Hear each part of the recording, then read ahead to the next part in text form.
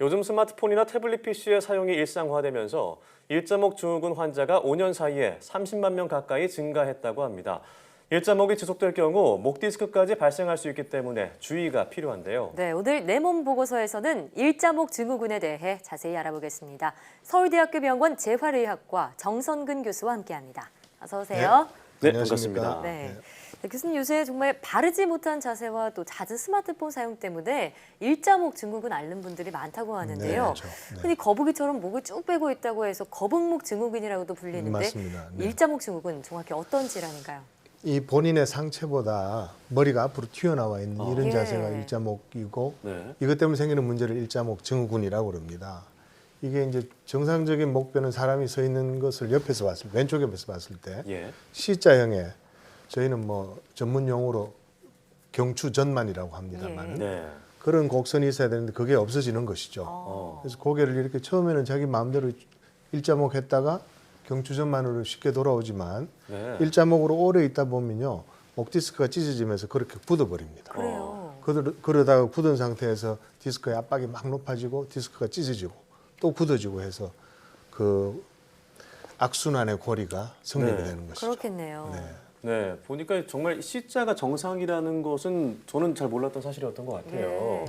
네. 특히나 이제 회사에서 근무하시거나 오래 컴퓨터를 쓰시는 분들은 저처럼 이렇게 되는 분들이 많은 것 맞아요. 같아요. 맞습니다. 네, 네. 등도 네. 굽고요. 그런데 이 정상목과 일자목의 경우에 목에 무리가 가는 정도가 어떻게 차이가 나나요? 정상적으로 이 경추전만 있는 경우에는 머리 무게가 5kg 정도로 네. 디스크에 작용합니다. 예. 보통 디스크라고 하면 이게 이제 병이라고 알고 있는데 그게 아니라 척추뼈를 연결해주는 그 사이에 있는 물렁뼈, 이 충격 흡수 장치거든요. 네.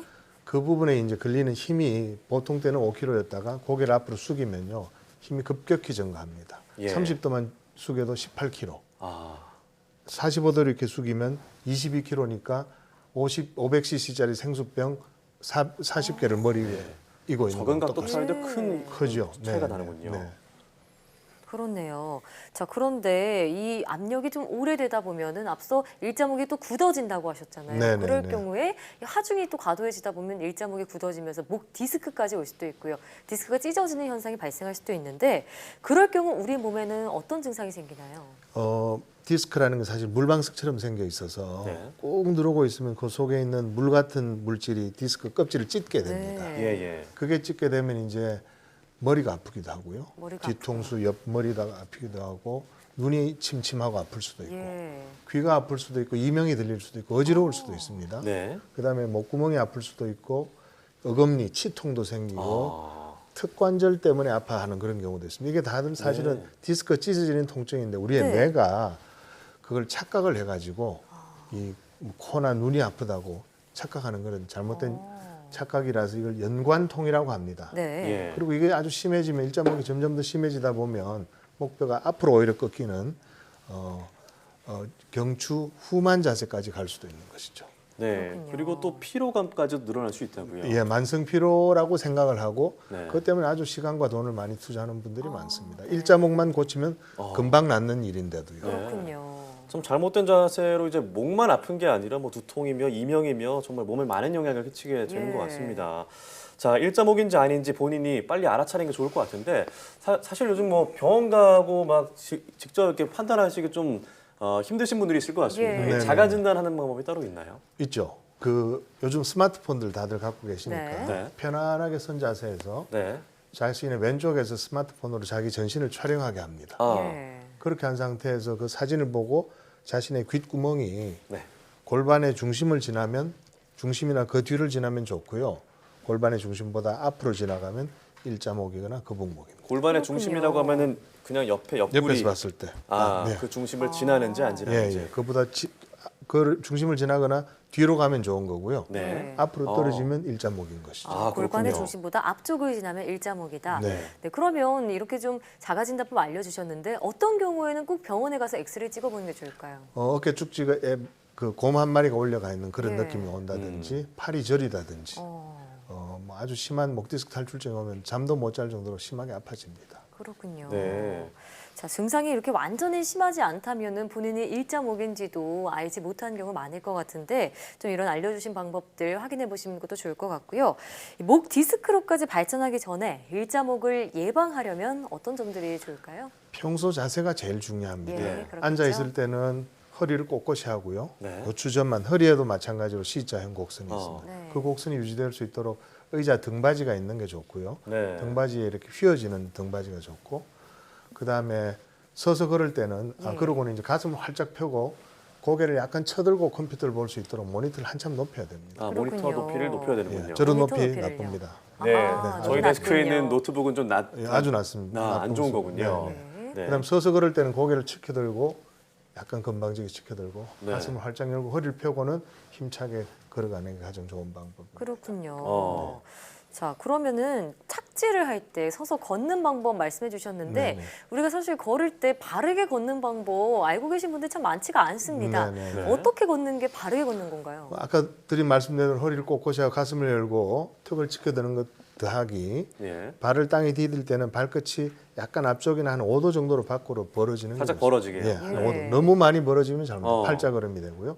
5 내지 7도 정도로 이렇게 벌어지면서 뒤꿈치부터 닿고 발 앞꿈치로 서서히 넘어가는 그리고 그런- 엄지까지 이렇게 단계적으로요. 맞습니다. 네. 네. 그렇군요. 그럼 팔 동작이나 뭐 목 상태는 유지하는 게 좋은 건가요? 그렇죠. 흔들리지 않게. 예, 흔들리지 네. 않게. 팔은 자연스럽게 흔들어 주시면 됩니다. 또 아, 이런 목 그렇군요. 통증에 스트레스가 영향을 준다고요? 대단히 큰 영향을 줍니다. 네. 스트레스나 걱정이 있으면 이 목덜미 근육이 힘을 막 씁니다. 이렇게.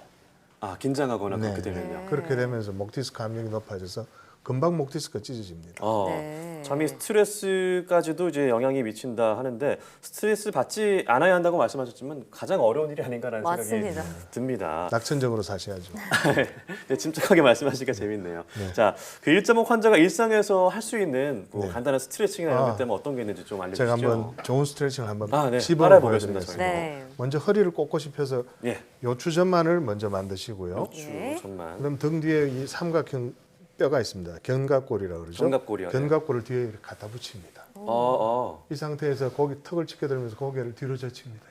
아, 굉장히 당기네요. 뭔가. 네, 머리도 벌써 시원해지는 그렇고, 것 같아요. 견갑골도 그렇고요. 이렇게 할 때 목 가운데가 아픈 건 좋은 현상이고요. 예. 찢어진 목 가운데요? 목 여기 가운데가. 예, 예. 그건 찢어진 디스크가 붙는 현상이고요. 아, 이렇게 할 때 팔이 막 저린다든지 어깨 쭉지가 아픈 것은 나쁩니다. 어. 거기까지는 가지 않는 게 좋죠.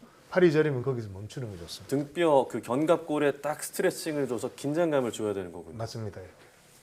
그러니까 평상시에 다닐 때도 약간 건방지다 생각할 정도로 턱을 살짝 들고 다니는 게 우리 목에 더 좋다 이런 말씀이네요. 맞습니다. 허리를 펴고 가슴을 열고 턱을 이렇게 들고 그러면 남들이 보기에 좀 네. 건방져 보이겠죠. 근데 궁금한데 이제 회사에서 오래 근무를 하셔야 되는 분은 컴퓨터를 오래 쓸 수밖에 없잖아요. 맞습니다. 네. 근데 이게 시간이 뭐 내가 얼마나 해야 되는지 시간을 잴 수도 없는 것이고 맞아요. 만약에 그렇게 할 수 있다면 몇 분 정도 하고 몇 분 정도 쉬고 뭐 이런 게 패턴이 있다면 어떤 게 있을까요? 뭐 한 30분에 한 번 정도는 이걸 해주시는 게 좋은데요. 30분에 한 번이요? 신전 30분에 한 동작. 번이요? 사실은 평소에 모니터를 높여놓고 이런 자세로 있을 수 있다면 예. 신전 동작 하지 않고 8시간, 10시간 해도 됩니다. 아. 이 자세로만 할 수 있어요. 아 그래요? 누워서 근무할 수 있으면 참 좋겠네요. 높여야 네네. 되겠죠. 30분에 한 번씩 그렇게 스트레칭 네. 해주는 게 좋다. 네. 네. 또 교수님께서는 이런 일자목 관련해서 진료를 많이 보시잖아요. 네네. 주로 어떤 연령대 사람들이 일자목 증후군을 많이 오세요? 대단히 다양합니다. 그렇군요. 네, 80 넘은 뭐 할머니, 할아버지부터 빠른 친구들은 뭐 19살, 18살, 10대까지요. 예, 수험생들까지 대단히 다양합니다. 그렇군요. 요즘 정말 1030 젊은 세대들 일자목 증후군으로 병원 찾는 분들 정말 많다고 하는데 많습니다. 네. 저희가 생각했던 것보다 이상으로 연령층이 참 다양하네요. 네. 오늘 알려주신 이런 스트레칭 방법들 또 바르게 걷기 일상 속에서 꼭 실천하는 게 좋겠습니다. 오늘 말씀 잘 들었습니다. 네, 고맙습니다. 감사합니다.